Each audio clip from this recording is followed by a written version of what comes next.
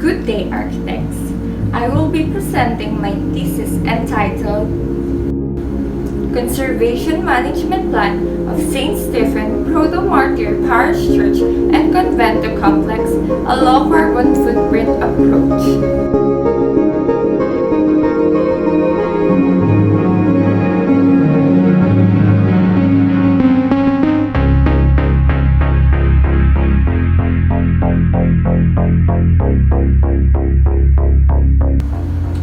The project is located in San Esteban, Ilocos Sur, adjacent to the Municipal Hall.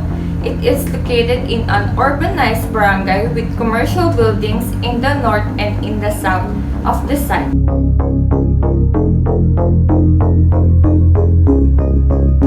St. Stephen Protomartyr Parish Church probably built or started around 1800 and was completed by Father Damaso Vites, stating that the church is being constructed at present by Ilustracion Filipina in 1860.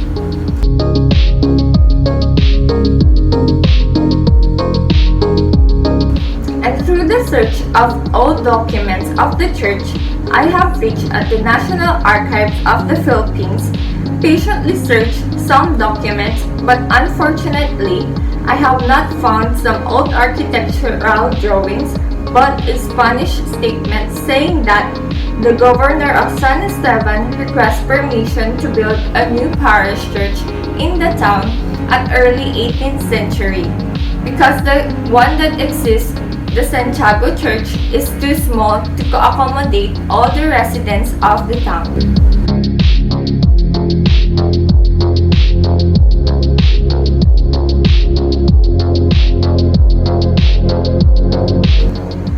The site is contained in one lot, lot number 49, and has a total area of 10,477 square meters, contained in an irregular shape and form. But between the years of 1972 to 1976, part of the lot was traded to one of the family at the town. So now, the lot has less than 1 hectare, approximately 8,413 square meters. It is bounded by 15-meter MacArthur Highway on the east, 5 meters Barangay Road on the north and south. And the existing buildings are church, tower, convento, Manolo Memorial Stage, St. Lucie Cooperative, Pastoral Hall, Public Toilet, Office, Chapel, Tennis Court, Parking Space, and Grotto.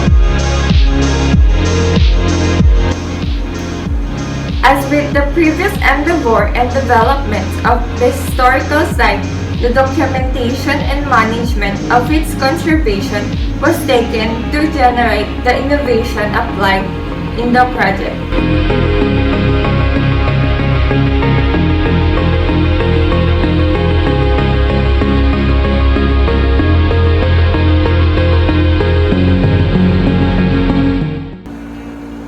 The concept of the project is adopted to its style, Baroque architecture, together with the vegan house concept to blend it with the existing historic structures.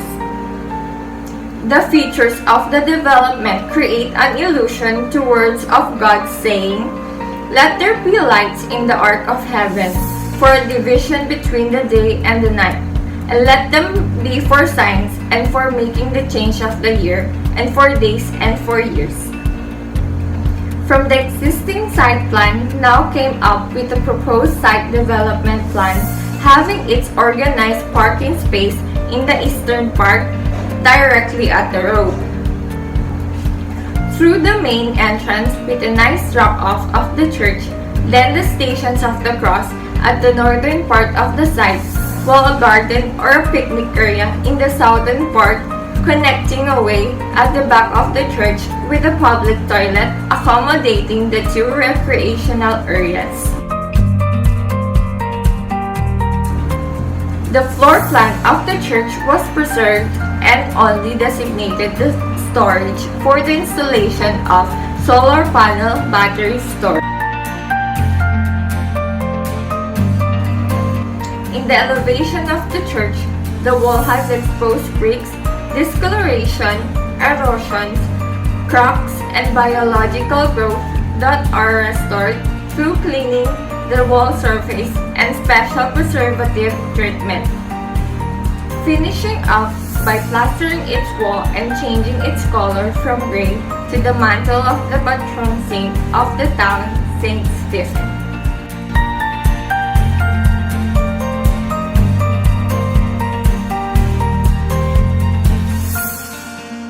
The section shows how thick the buttresses of the wall and its wide windows, giving enough light and air inside the church. The convent is the same as a church that is being preserved for having the characteristics of a vegan house or Spanish house.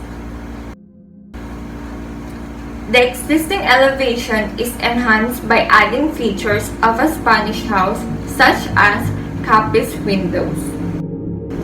Through the section, which is double wall, is applied to reduce the heat inside the building.